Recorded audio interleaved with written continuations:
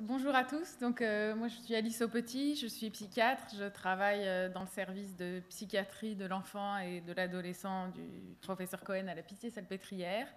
Donc je vais faire la dernière présentation de cette journée qui a été riche et avec des interventions passionnantes à la fois des scientifiques et aussi des associations d'usagers. Donc moi, je vais vous parler de l'accès aux soins des adolescents et des jeunes adultes qui présentent des signes psychiatriques émergents. Donc vous allez voir ici, il n'est pas question vraiment de marqueurs génétiques ou de sciences dures, entre guillemets, mais plus de données qualitatives voilà, sur la façon dont les personnes qui présentent des symptômes psychiatriques parviennent jusqu'à des soins spécialisés.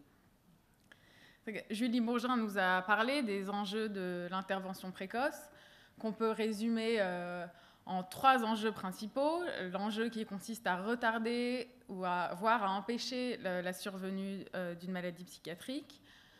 L'enjeu qui consiste à améliorer le pronostic fonctionnel en limitant le nombre d'hospitalisations à long terme. Et enfin, les enjeux médico-économiques. Il y a une étude de la London School of Economics qui a montré que 1 euro investi dans le champ de la prévention de la psychose permet d'en économiser 15. Donc, l'intervention précoce voilà, a montré ses bénéfices dans le champ de la psychose. Mais pour qu'elle soit utile, le prérequis voilà, nécessaire, c'est que les sujets qui ont besoin de cette intervention précoce accèdent aux soins. Il y a une étude donc, parue dans Schizophrenia Research en 2013 avec des données issues de la cohorte EPOS, donc European Prevention of Psychosis Study, qui a montré que le délai moyen entre les premiers symptômes que présente un jeune et la demande d'aide était environ de 72 semaines, 73, et qu'ensuite, il fallait 119 semaines en moyenne pour que de cette première demande d'aide, il y ait une prise en charge spécialisée. Donc quand on ajoute les 72 et les 119 semaines, on arrive à 183 semaines, ce qui fait à peu près une durée de 3 ans et demi pendant lesquels ces symptômes d'état mental à risque, finalement, ne sont pas détectés, ne sont pas pris en charge. Ce qui est finalement voilà, une perte de chance pour les patients. L'accès aux soins est un processus très complexe. Je crois que dans les situations cliniques que rapportait Madame Souris tout à l'heure, plus spécifiquement sur le syndrome d'alcoolisation fœtale, on voyait bien que voilà, c'était un vrai parcours du combattant pour les familles d'arriver à obtenir le diagnostic adapté, les soins qu'il fallait, etc. Donc je vais vous présenter un peu les déterminants qui ont été identifiés dans ce processus d'accès aux soins. On peut les regrouper en 3 grandes familles. Les déterminants individuels, les déterminants sociaux et enfin les déterminants liés au système de santé. Dans les déterminants individuels, il y a tout d'abord les symptômes que présente l'adolescent ou le jeune. On sait que les symptômes les moins visibles, ça semble assez logique, mais c'est confirmé par les données, comme les symptômes de dépression, de repli, ces symptômes vont être moins facilement détectés que des symptômes plus aigus, plus brillants, comme un passage à l'acte, comme des idées délirantes, comme voilà, une tentative de suicide, etc. Ensuite, il y a un effet qu'on observe des caractéristiques du sujet, notamment le sexe. Les filles accèdent aux soins plus rapidement que les garçons.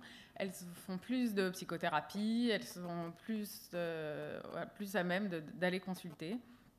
Il y a aussi le niveau de compétence émotionnelle, c'est-à-dire l'insight, la capacité de reconnaître ses émotions, qui bien sûr entre en jeu. Et aussi le modèle explicatif des troubles.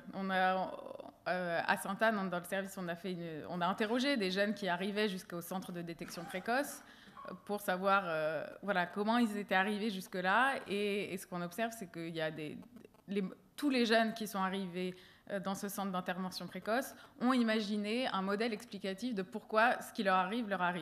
Et il y en a qui disent, voilà, moi je suis née comme ça, je me suis toujours sentie bizarre, je me suis toujours sentie différent des autres, j'ai l'impression qu'on ne peut pas faire grand-chose pour moi. Ceux-là, ils mettent logiquement beaucoup plus de temps à arriver aux soins que ceux qui se disent « j'ai eu l'impression vraiment qu'il se passait quelque chose dans mon cerveau, que mon cerveau ne fonctionne plus comme avant, et donc il fallait que j'aille voir un médecin. » Voilà. On va passer maintenant aux déterminants sociaux de l'accès aux soins. Il faut savoir que l'entourage a un rôle absolument majeur dans l'accès aux soins des adolescents et des jeunes adultes qui présentent des symptômes psychiatriques émergents. Au centre d'intervention précoce à Sainte-Anne, aucun des jeunes qu'on a interrogés n'est venu de lui-même consulter. À chaque fois, c'est quelqu'un de l'entourage qui l'a accompagné dans cette démarche. Voilà. Ça, c'est un extrait de l'enquête Ipsos qui a été réalisée par la Fondation Pierre Deniker en février dernier, où on posait la question à 600 adolescents si vous ressentiez un besoin d'aide psychologique, à qui vous en parleriez en priorité. C'est très clairement un membre de la famille que les jeunes s'adressent dans un premier temps. Ensuite, le degré de stigmatisation véhiculé autour du jeune a évidemment un impact très très important. Les jeunes qu'on avait interrogés disent voilà, qu'ils hésitaient à venir, ils n'avaient pas envie de passer pour un faible, que ce qu'on leur faisait ressentir, que c'était voir un psychiatre, c'était pour les fous, etc. Des phrases qu'on entend souvent. Enfin, le milieu scolaire a également un rôle très très important. Il faut savoir que ça fait partie vraiment des missions officielles de l'éducation nationale de participer à la prévention des troubles, des problèmes de santé en général, mais aussi en santé mentale, et que le milieu scolaire est souvent révélateur des difficultés psychiatriques chez un jeune. La troisième grande famille de déterminants, ce sont donc les déterminants liés au système de santé, et notamment la collaboration entre les professionnels de santé. Il y a une étude parue en 2007 de Viviane Coves-Masfetti qui a montré qu'en France, parmi tous les pays d'Europe, la France était le pays où le taux d'adressage de médecins généralistes vers le psychiatre était le plus bas. Bien sûr, c'est important que les soins soient accessibles, qu'ils soient gratuits, qu'il y ait une disponibilité de ces soins. C'est vrai qu'il y a des files d'attente. Souvent, les familles nous disent mais j'avais appelé le CMP, mais on m'a dit rappelez dans 2 ans, on n'a plus de psychiatre, ou des histoires comme ça. Enfin, la qualité de l'alliance thérapeutique est évidemment très, très importante. Il faut qu'il puisse y avoir un climat de confiance entre les professionnels et le jeune ou la famille qui vient. C'est important que les professionnels puissent intégrer l'entourage à la prise en charge. Là aussi, on rencontre des familles qui nous ont dit mais les premiers professionnels que mon enfant a rencontrés, le professionnel ne voulait pas nous voir, ne voulait pas nous rencontrer, il voulait que ça reste entre le jeune et lui.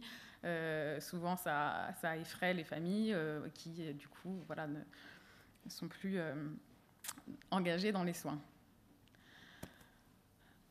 Qu'est-ce qui se passe après l'accès aux soins? L'accès aux soins, c'est bien, c'est le premier pas. Il faut avoir accédé à une première consultation spécialisée, mais qu'est-ce qui se passe après? Ce n'est pas une fin en soi. Il y a la question de l'engagement dans les soins. Il y a une étude suisse de Bonsack qui a montré qu'après une hospitalisation pour un premier épisode psychotique, la moitié des patients échappaient aux soins après cette première hospitalisation, étaient perdus de vue, sortaient du système de soins. Ce qui, évidemment, est associé à un plus mauvais pronostic. Les facteurs de risque d'échappement aux soins, c'est plutôt les personnes qui sont isolées sur le plan social, qui ont des antécédents judiciaires. Les facteurs favorisants, c'est assez intéressant, c'est que le diagnostic soit discuté avec le patient en cours d'hospitalisation, c'est-à-dire que le médecin psychiatre puisse dire on a identifié tel symptôme, et donc l'association de ces symptômes, ça nous fait penser que vous êtes atteint d'une schizophrénie ou des choses comme ça, ce qui n'est pas systématiquement fait. Qu'il y ait un plan de traitement qui soit construit en collaboration entre les équipes hospitalières et ambulatoires. C'était un petit peu l'idée du secteur, donc il y a l'unité d'hospitalisation et que les personnes ensuite qui vont prendre en charge dans les CMP le patient travaillent ensemble, que le traitement ambulatoire soit initié pendant même l'hospitalisation, c'est-à-dire que pendant l'hospitalisation, le patient puisse aller au CMP, puisse que ce soit bien articulé. En fait, c'est pas systématiquement fait et c'est un facteur favorisant d'engagement dans les soins. Et enfin, et des projets concrets qui soient élaborés avec le patient sur des choses aussi basiques que son logement, ses finances, ses occupations, les activités de la vie quotidienne. C'est un petit peu le principe du case management. Donc le case management, c'est par exemple ce que font l'équipe en Suisse, le dispositif TIP, ou alors encore le projet Opus au Danemark. Ce sont des équipes mobiles de Assertive Community Treatment qu'on pourrait traduire en français comme donc une prise en charge assertive, c'est-à-dire affirmée, une prise en charge solide dans le milieu.